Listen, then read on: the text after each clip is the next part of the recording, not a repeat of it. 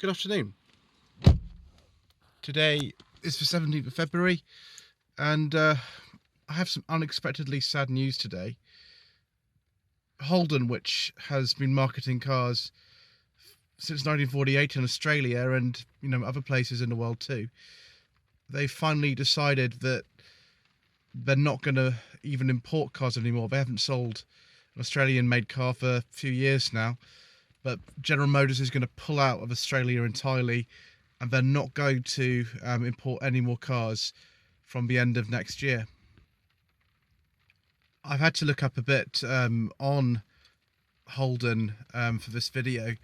I'm not particularly familiar with the Australian car industry or Holden in general, but just having a look at some videos and some information online, Holden is a very, very, very important part of Australian history. I can't emphasise that enough. The company's been around since the 19th century. I think they started making saddles for horses, and they used to make bodies for cars in the 1930s and 1920s actually too.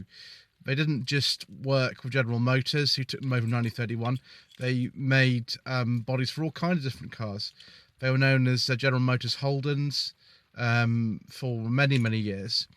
And their first car, which was launched in 1948, was called the FX Holden, or the 48215. That was Australia's first purpose-designed car, as opposed to, them just importing or assembling cars that were designed for other markets. And so it's a very, very important thing indeed.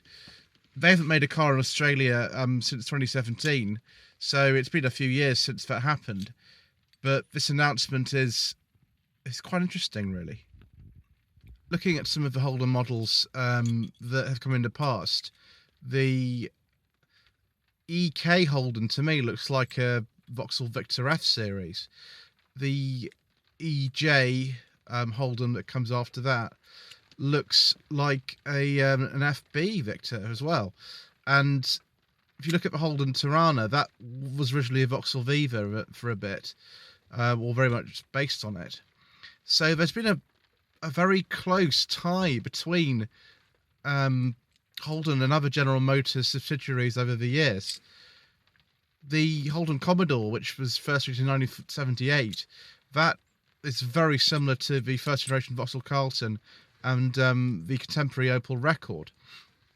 So it's very interesting seeing that, and seeing that actually now the Holden Commodore, which is going to go out of production entirely, even though it's not built in Australia anymore, at the end of next year, when they replace the Insignia Grand Sport, which is what it's based on actually.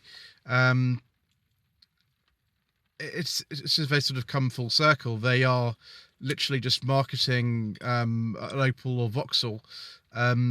It's built in another country with an Australian badge on it. General Motors hasn't done very well in certain parts of the world over the last 10 years or so. They did so badly, in fact, in Europe, that they pulled both the Chevrolet and Vauxhall and Opel brands completely out of Europe by 2017. They didn't sell Chevrolet to anybody, and you can sort of still buy Chevrolets in this country in the form of the Camaro and the Corvette sometimes. I think there's only one dealership in the country who sell those. That's Allen Motors of Virginia Water. But Chevrolet disappeared in 2015. I know that very well. There's a whole video I made about that actually, that you can watch. I think it's called "What Happened to Chevrolet and Daewoo in Europe." But then, with Vauxhall and Opel, they had quite a lot of brand equity there, and they had some factories in Europe that were being used to produce their cars. And the Astra, for example, is exported all over the place from here, and it's made in other places too, like Belgium and Germany and Poland. The Vauxhall Vivaro van, which is badged as all sorts of other things.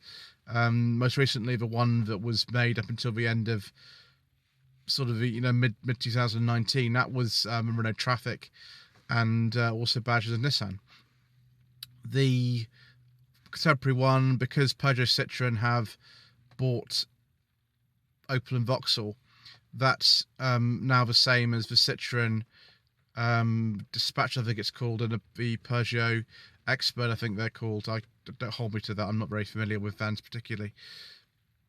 That's obviously the case over here, because Holden doesn't make cars anymore. They just literally import them over, and they are cars which, sell at other places, and they've had terrible quality reports.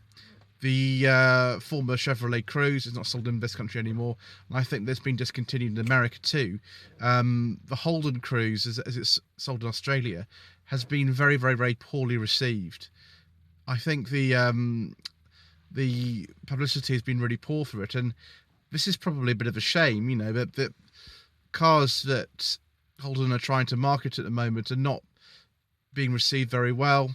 General Motors is trying to slim things down, and so they're going to just not have any Australian presence anymore from the end of next year. Of course, General Motors need to focus on core markets like the American market's still profitable for them, so is the Chinese one, Middle Eastern. Those ones are still doing quite well for them. But as far as Australians are concerned, it seems like they've moved on. Ford stopped assembling cars in Australia in 2016. Chrysler, which then became Mitsubishi, they stopped making cars in Australia in 2008. So in terms of car manufacturing in Australia, that's not seen as important anymore particularly. And so any car that you buy in Australia now is imported. And the presence of a local brand isn't seen as important either. Now, General Motors did try to market the Opel brand unsuccessfully several times over the last 20 years. That didn't do very well either, so I don't really know. I mean, it's just sad to think that cars like the Monaro, the HSV, and legendary things like the Commodore are no longer going to be there. It's really sad. The Prime Minister of Australia, I think it's called Scott Robertson, I could be wrong about his name,